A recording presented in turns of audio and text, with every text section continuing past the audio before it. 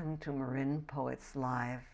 I'm Neshama Franklin. I work at the Fairfax Library and I love poetry. After this program airs on TV, it will appear on the Marin Free Library website as a digital archive, which also features biographies of the poets and links to our collection. Today we feature poet Melanie Maier. Welcome, Melanie. Thank you so much, Neshama. It's exciting to have you here. It's exciting to be here. Yes, and as you may know, we like to place ourselves in the Marin we are, if you happen to have a poem that reflects this. Well, just so happens. This was written one morning as I was getting ready to go off to work. Flight. Noise like hundreds of swimmers in the lagoon, but it's western grebes and pelicans. Pelicans splash down stomach first, grebes fly so low we see their brown bellies, a white patch halfway up long outstretched necks, the bright red underside of their beaks. We watch, rooted, snatched from routine, as these birds come landing, swimming, landing, swimming. Grebes dive for fish, pelicans bob, dip those giant beaks. Minutes later, all of them turn and swim away. Every time we think it's over, in flies another wave. Ah, that's wonderful. And what a stretch from the quotidian on the way to work to the glorious. And what a lucky woman you are that you can pass this and take it in and give it back to us. I am very lucky. Yes. To live on a lagoon. Ah, yes. So let's just keep going with poetry for a little while. Certainly.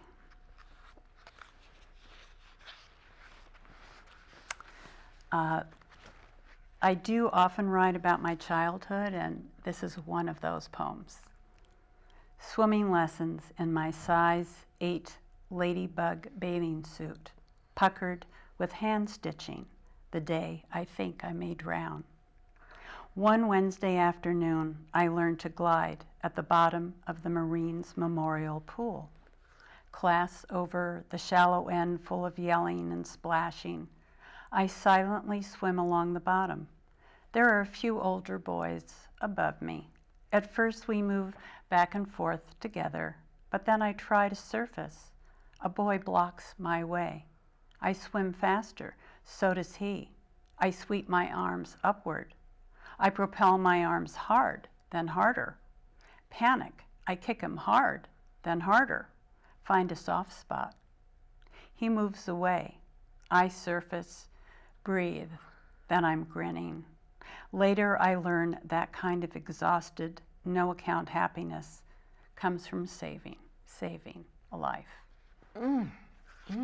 First of all, I love the weight of the title. It's like a tag on a garment. And I also love the juxtaposition of the birds diving and swimming, and there you are as a kid diving and swimming. Water, what a medium to take us places. It is. Yes. Are you, by the way, a swimmer now? I don't swim half as much as I used to, but I still do like to swim. Good. Another childhood poem. High heels. Walking back from the beach, I see a pair of high heels up ahead on the grass under maple trees. They look like the ones I borrowed from my mother's best friend one summer night at Lake Tahoe a million years ago. Brand new 3-inch heels, badly scuffed by late evening. I had some white polish, the kind that smelled like ink. I don't remember my date or what we did, only the worry over how perfect I could get those shoes to look. When I come close, there are no high heels, only a strip of twisted metal glinting an afternoon sun. How we fool ourselves magnificently. True. And what that metal gave you. It's true. Actually, I was in Minnesota at a poetry retreat class when I wrote this poem. Right. It swam right up into your consciousness. It did. That's great. And again, I love when it's rooted in something so ordinary as a pair of shoes, and there's nothing ordinary about shoes, as we who love shoes know. Another one, please. Gumballs. A show of extraterrestrial, intergalactic, abstract art. Why not a snowy egret and a palm tree?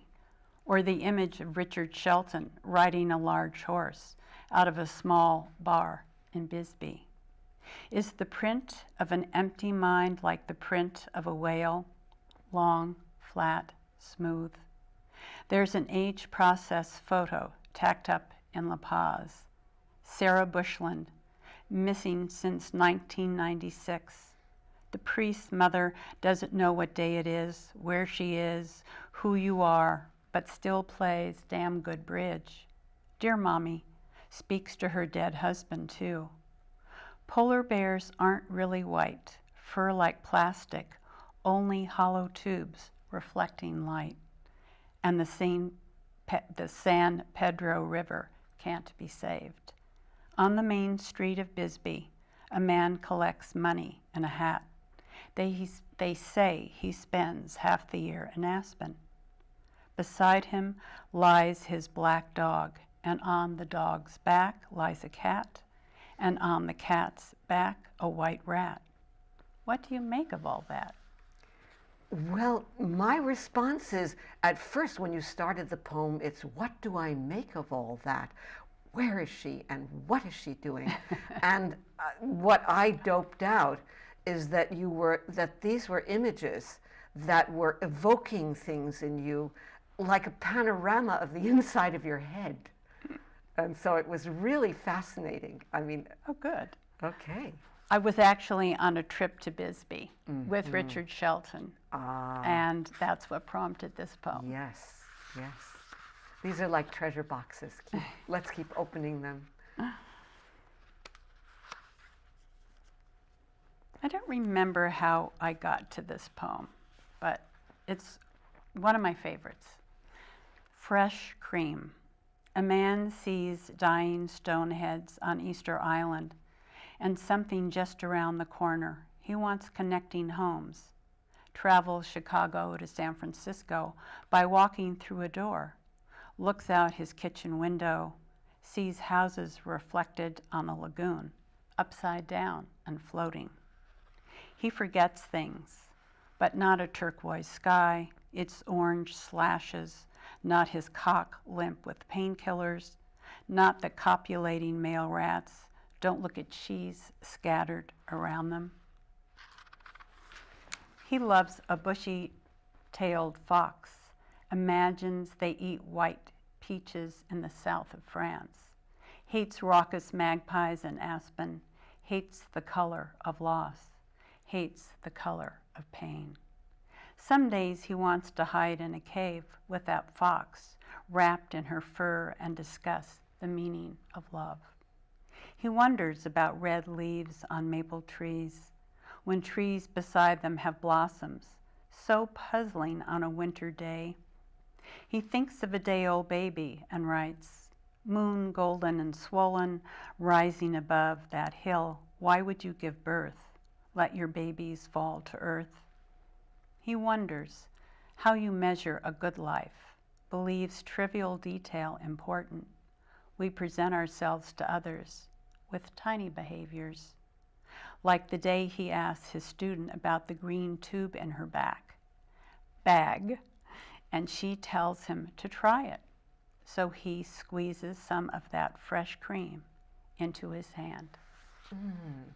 So of course I want to know, even though the poem encapsulates this he, who he is or was, because we know him intimately. You crawled into his aging, dying body beautifully, but because we can go behind the scenes, are you willing to tell me who he is or was? You don't have to. Let's say he's a combination. Okay. Okay, of he's and she's, actually. Of loss. It's a poem all about loss and a little bit of found. And I love that line about the trivial things, which are so important.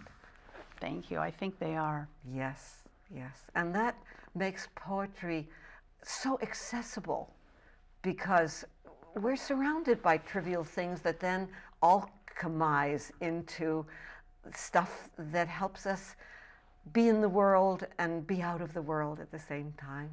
It's true. So some more, please. Clearing. Oh, this poem actually, the whale that I mentioned in the poem where I was in Bisbee, this is where I first saw whales and what a whale print looks like on water. It's encased in this poem. Clearing. She drinks cognac on the plane and eats chocolate chip cookies, which calm the nerves. The surgeon will have finished by the time she touches down. Time takes what it wants. She wants to sleep through this part, where she sits in the hospital hour after hour, watching that worm of death. This part kills her, when they split her daughter open just above the pubic bone. Enough, really, she thinks, sounding like prayer. Snow's soft thuds on the hotel window, dimmed lights, do something magical. She's back in Baja, bumping over water in a black zodiac, following gray whales. There is a baby close enough to touch, its mother just below the surface. Car sounds dissolve fantasy, and she sees bright lights in the hotel driveway. One must flush, clear trash, and this night a driver in his snowplow, nudging, pushing, piling. So is it related to an actual surgery? Yes. And was that surgery, did it result in a birth? No. No. It did not. Because that's, we have the pubic bone, we have Right. the abdomen, one wonders. Yes. But so again, you're with the chocolate chip cookie and you're with the hugeness and tenderness and otherness of the whale. And that's, again, what keeps us it keeps us going in some way, this poetry as medicine. Yes, and chocolate helps Yes. a lot. Yes, the sacrament. When all else fails. Yes, more poems. I just want more. Here, inside this house, a man cannot stop saving scraps for a dog who no longer eats. A woman talks to the photo of a dog who no longer hears. Men carry lumber through the yard of the dog no longer there, who cannot hound them with the gentle nips, who no longer sleeps beside the couple's bed. That is incredibly sweet. It's a litany. It's almost like a lullaby to goneness. Yes, and how we hang on. Yes, it's hard. Dogs just They keep dying. And they're very important. Yes. It's like part of the family. Definitely. So it's hard to lose one. Yes. This poem takes place in Botswana, and I often get my ideas for poems from travel. It's one of the things that seems to inspire it. Noise awakens us, a huge shaking. I imagine lions coming through our camp, dragging their kill. Nothing is visible in the moonlight. At breakfast, talk is of an Ellie who stripped the palm trees behind our tents. We find pungent mounds of dung. Along the river, herds of elephants hurry from bush to water. Adolescent males jockey for position. Others roll in the terracotta mud. In Savuti, there are only males. Here, a river just disappeared. now man-made pipes fill watering holes. Giraffe wait for a few bulls in no hurry to finish drinking. They become immobile, one, two with their trunks resting on a tusk. Some sleep, heads down, trunks hanging. In Marin, my life continues unchanged. The answering machine flashes numbers, mail piles up. Each day I drive places, pursuing the nameless. Safe at home, I begin to be afraid. Ooh, what a fascinating twist. I was not ready for that. Wow. And I love not visible, that which was not visible was so noisy and so obvious in the morning. Wow. There's nothing like being out on the Savannah, Yeah. I think in Africa. Mm-hmm.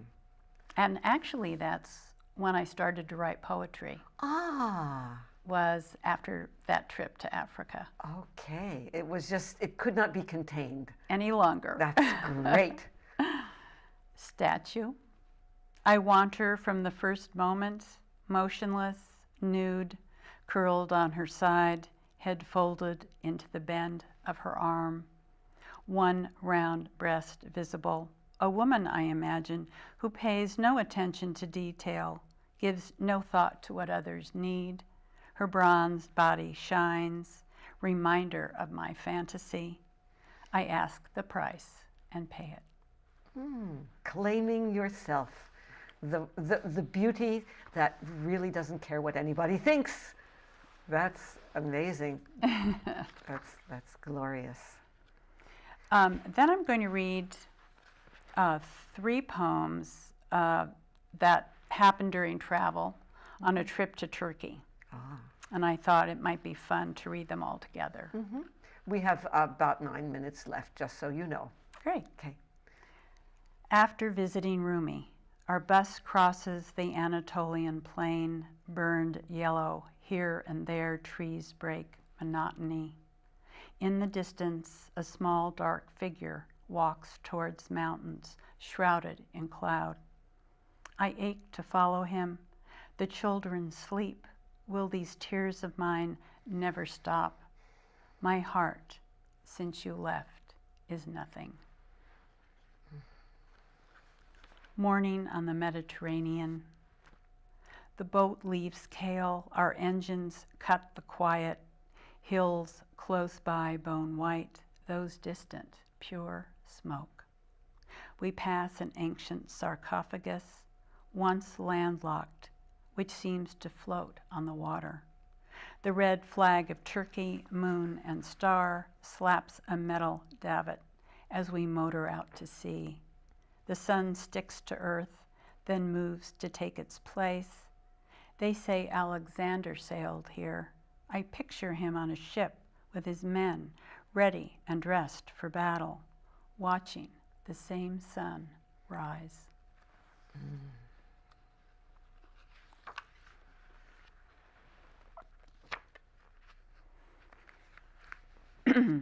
Worship at Uranus. My husband leads me along paths, slick with autumn rain. Since the war took our sons, every dawn is bleak. We bring wine offerings to the temple of Zeus, all but hidden in silvery trees. We come to him, God of all gods, my husband seething with plans of revenge, and I longing for renewal. Even nights when I am sticky with spilled seed, our lovemaking lacks sweetness. After prayer, we return the way we came, through a grove of olive trees, filled with the smell of washed earth, scent of something new. So the beginning of that poem really sticks in the throat, literally and figuratively.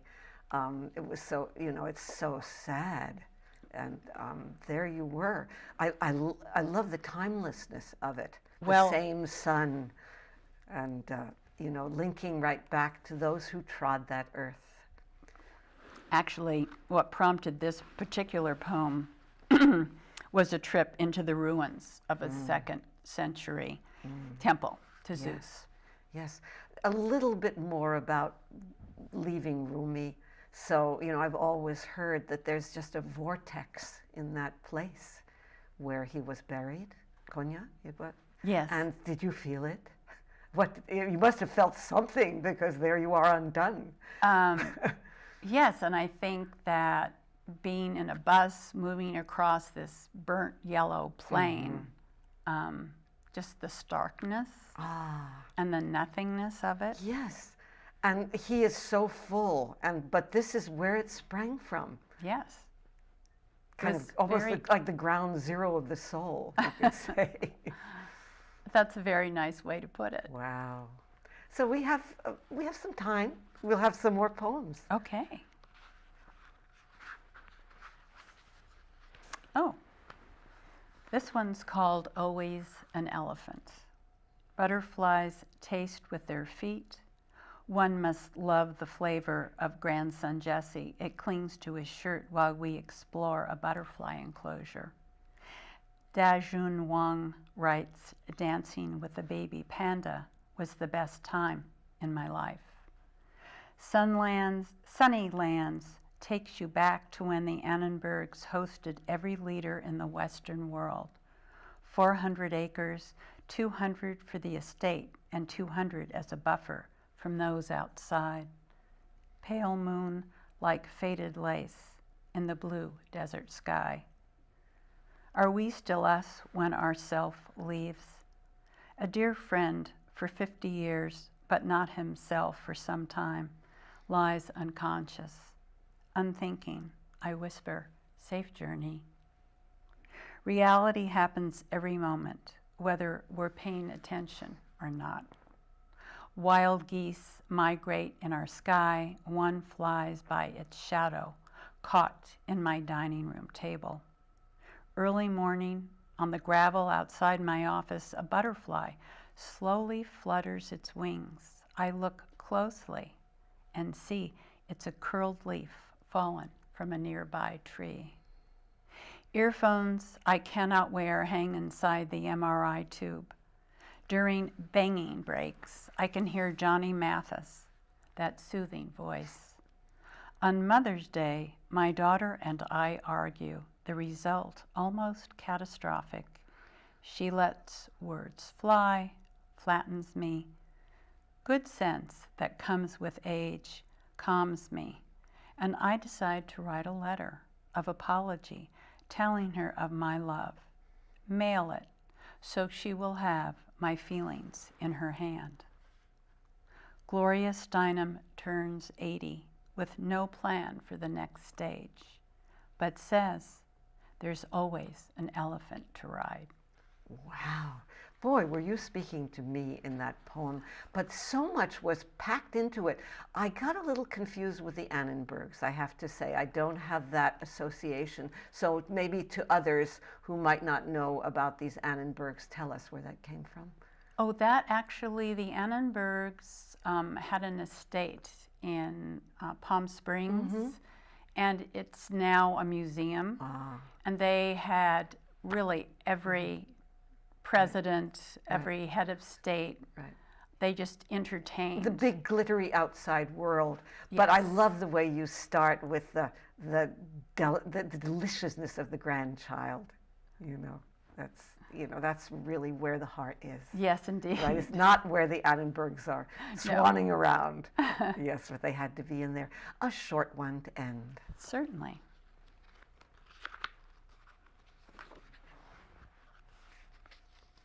Doesn't have to be that short, but. It's short. Okay. Night. My husband sleeps on ivory sheets. I lie next to him, watch his chest move with each breath. Things change, but not this. He laughs and sometimes speaks whole sentences while he dreams. One night at dinner he says, I'm getting old. I answer, no, not you. He stopped talking and made me turn to look out our window, made us take time for the rising moon. That is so incredibly sweet. That's another of those love letters that, you know, the one you wrote to your daughter, the one you wrote to your husband. And it's been, dare I ask, a longish marriage? 52 the years. Original marriage, my God. May I congratulate you. That's Thank you. I'll take beautiful.